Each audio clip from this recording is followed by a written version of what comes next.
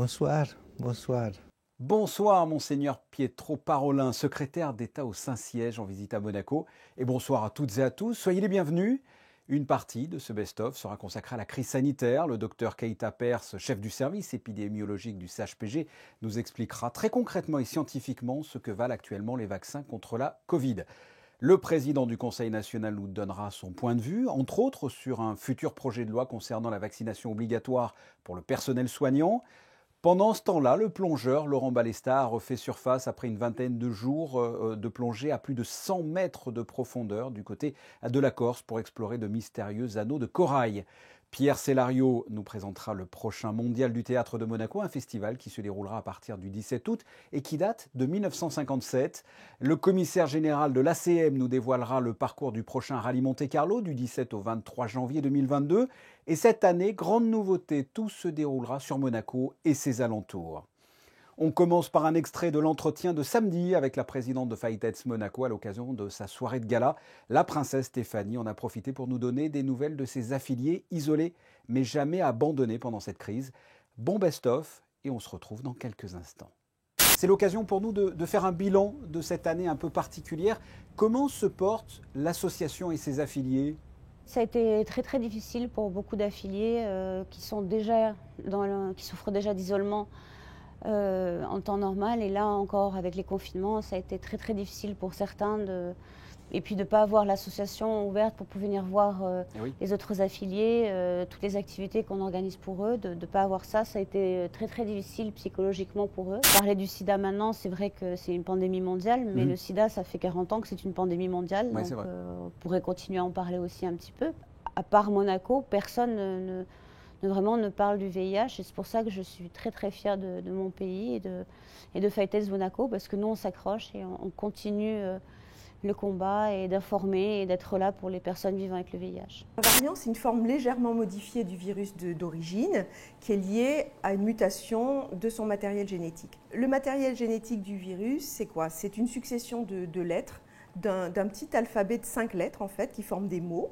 Et il faut imaginer une secrétaire qui va taper un grand nombre de fois, recopier ces mots un grand nombre de fois. De temps en temps, elle va se tromper, elle va faire une faute de frappe. Et la faute de frappe, ça va conduire à un mot qui va être mal orthographié. Et ça, c'est le variant, c'est la mutation. Ce qui apparaît dans les toutes dernières études, c'est qu'on est protégé correctement à partir de 2 doses. C'est-à-dire que quand on fait la maladie, on a une immunité. Et par rapport au variant indien, cette immunité, elle n'est pas suffisante. De la même façon, quand on est vacciné, quand on a une seule injection, cette immunité, elle n'est pas suffisante. On a une immunité suffisante à partir de 2 doses ou de la maladie plus une dose. Moi aussi, j'ai eu des doutes tant qu'on n'avait pas les données scientifiques, tant qu'on n'avait pas les publications avec les collègues. Avant la mise sur le marché des premiers vaccins, on s'est interrogé. Je pense que c'est légitime d'avoir des doutes. Puis après, nous, on a guetté, on a analysé, on a staffé les résultats et on a été rassurés. Quand on a des doutes, il faut s'adresser aux gens qui peuvent répondre d'une façon scientifique, pas d'une façon ésotérique. Donc, qu'est-ce qu'on regarde? On regarde qu'il y a des milliards de doses qui ont été injectées, qu'il n'y a pas plus de réactions qu'avec un autre vaccin. Qu'est-ce qu'on regarde? On regarde, oui, c'est vrai que ça a été vite fait, cette histoire de vaccin. Mais pourquoi? Parce que depuis des années, il y a des plateformes vaccinales, ce qu'on appelle des plateformes vaccinales, qui sont en fait des endroits où il y a des chercheurs qui ont cherché sur des vaccins pour le SARS, l'autre coronavirus des années 2000, sur le MERS, sur Ebola. Donc on n'est pas parti de rien, ce n'est pas une technologie qui jaillit comme ça de nowhere. Le gouvernement devrait déposer un projet de loi prochainement rendant obligatoire la vaccination du personnel soignant. Quel est votre point de vue là-dessus ? Eh bien, nous considérons effectivement que quand on a la charge de prendre à son compte la santé de la population, quand un malade vient confier sa vie, parfois sa santé en tout cas, à des soignants dans un lieu de soins, il nous semble effectivement normal que tout soit fait pour protéger les patients et les malades. Donc on sait aujourd'hui, on le sait, que si le vaccin n'est pas une garantie absolue de non-contagion, on sait dans des proportions qui sont plus contestées, 8, 10, 12 fois, en tout cas qu'on protège beaucoup mieux et que donc on est nettement moins contagieux, on va dire au moins une dizaine de fois moins que quand on n'est pas vacciné. Donc je crois qu'il est normal, ça doit faire partie de la déontologie des soignants, de faire le maximum pour protéger effectivement les patients. Donc oui, nous sommes favorables à la vaccination obligatoire des soignants et de ceux qui sont au contact des personnes les plus fragiles. Pour autant, nous voulons laisser encore le temps aux soignants de nos structures de soins monégasques d'avoir le temps, par la persuasion encore, par les explications, qu'ils se fassent vacciner volontairement. C'est pourquoi nous laisserons quelques semaines encore et nous ne voterons pas immédiatement ce projet de loi qui sera déposé, nous dit le gouvernement, début du mois d'août. Nous l'examinerons dans le courant du mois de septembre. Et je rappelle que le vaccin protège soi-même, protège les autres et qu'il faut tout faire. Nous sommes très favorables, bien sûr, à la vaccination. Mais voilà, il faut encore laisser un peu de temps pour que la persuasion et la pédagogie l'emportent sur la coercition en matière de vaccination obligatoire des soignants.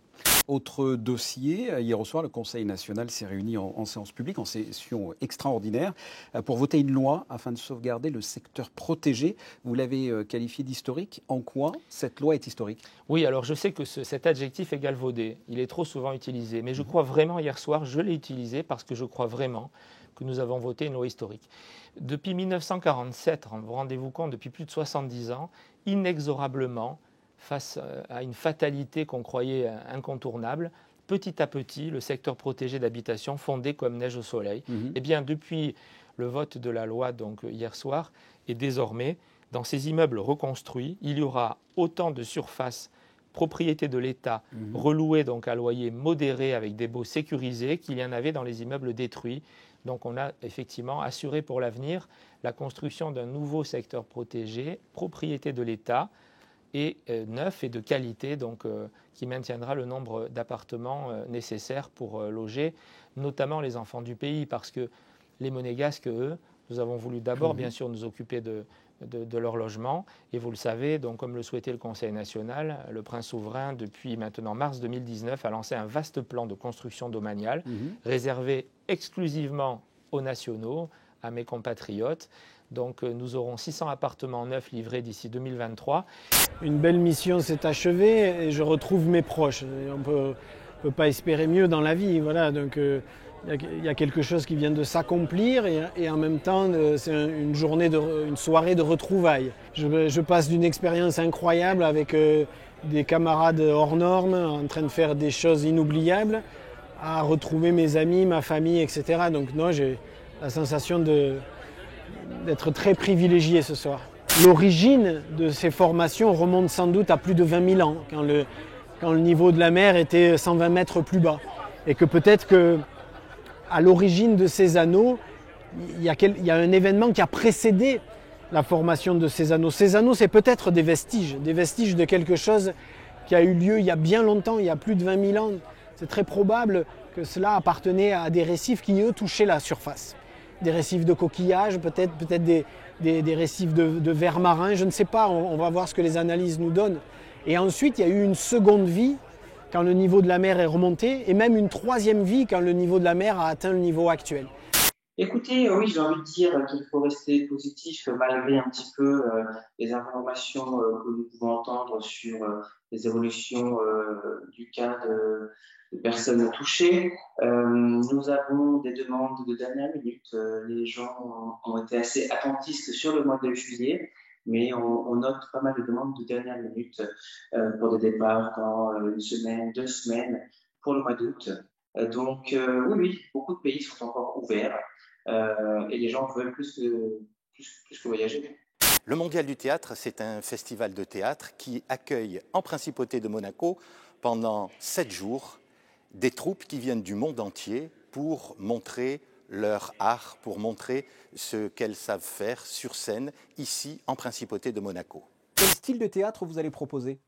Eh bien, c'est ce qui fait la caractéristique du mondial, comme son nom l'indique, c'est que vous avez toutes les cultures théâtrales du monde qui sont représentées, puisque nous essayons d'avoir des troupes qui viennent des 5 continents. Alors c'est vrai que cette année, en raison de la pandémie, c'est un petit peu plus compliqué, mais au départ, nous avions nous avons des troupes qui viennent d'Amérique du Sud, d'Amérique du Nord, d'Afrique, d'Europe.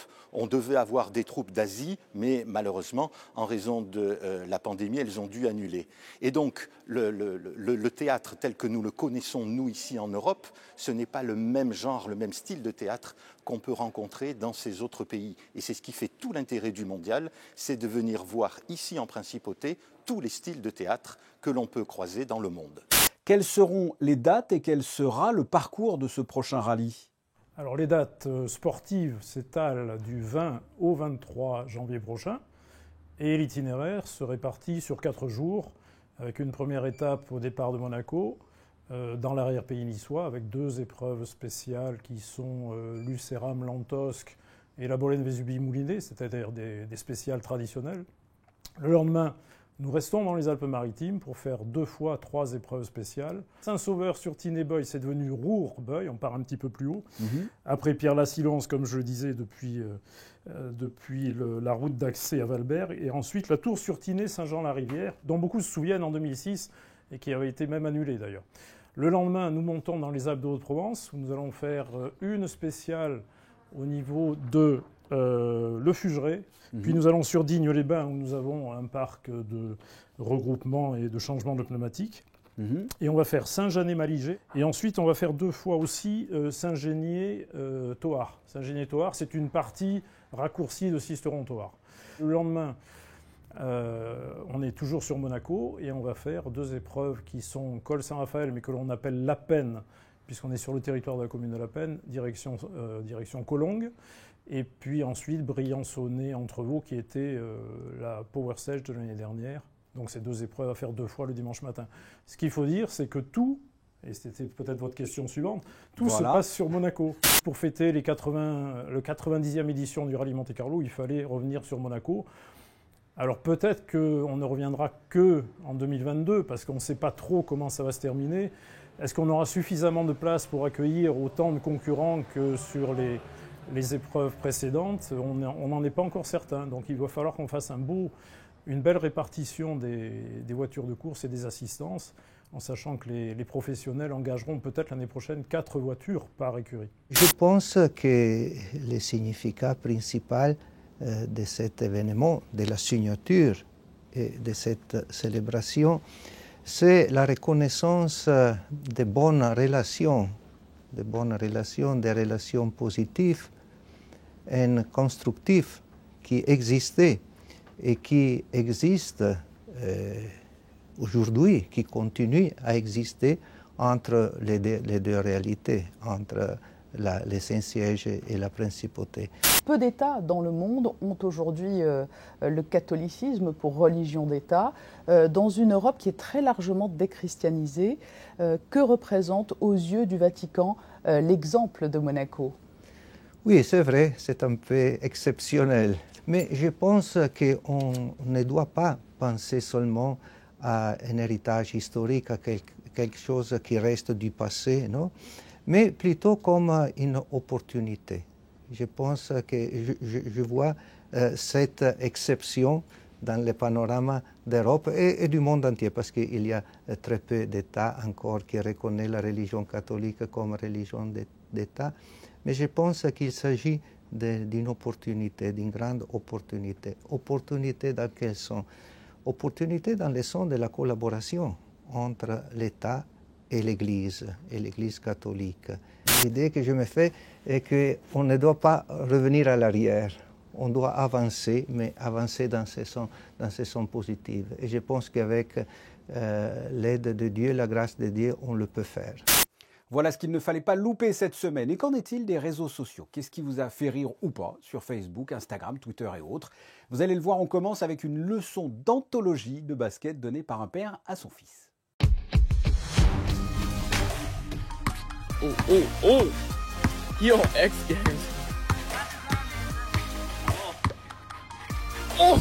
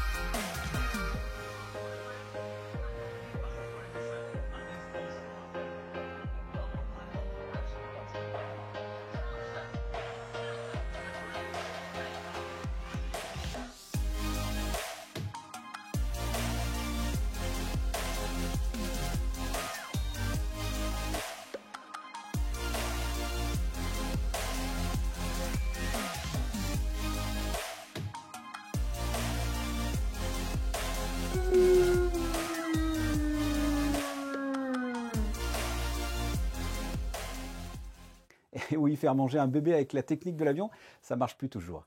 On se quitte avec un panel des plus belles photos de nos reporters Manuel Vitali, Michael Lalézy et Stéphane Dana qui sont sur le terrain 7 jours sur 7. Votre prochain rendez-vous avec l'actualité sur Monaco Info, décidément, on ne se quitte plus. Ce sera en ma compagnie ce lundi dès 19h. Passez une très belle fin de soirée. À lundi.